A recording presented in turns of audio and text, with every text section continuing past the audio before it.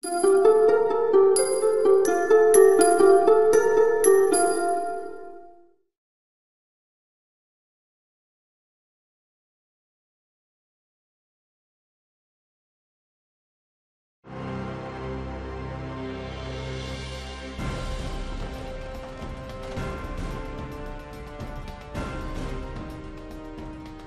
Galapagos is a collection of 13 main islands in the Pacific Ocean.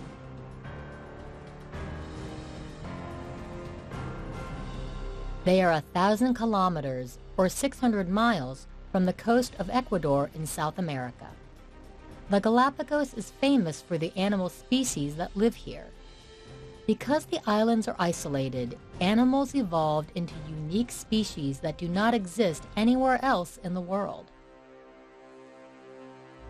But another species is invading these tropical islands. Humans. They've been living here for more than a century. But in the past few decades, tourism has increased dramatically. And workers from Ecuador have come too, to open businesses and provide services for the tourists. Some estimate the local population on the islands has increased by as much as 300%. In the 1980s, there was a local population of about 3,000 people living here in the islands, and today we have a local population of more than 25,000 people. Tourism brings much-needed revenue, but all these people generate pollution through vehicle emissions and energy consumption. And like almost all humans, they create trash. Environmentalists worry that tourism is having a negative impact on the island's original inhabitants, the animals. Recently, an oil tanker that was trying to deliver fuel to the Galapagos crashed. The oil spill that resulted from the crash eventually killed an estimated 60% of nearby iguanas. Researchers now say even a small amount of pollution can harm the island's famous animal species. Fortunately, the oil spill turned out to be a wake-up call.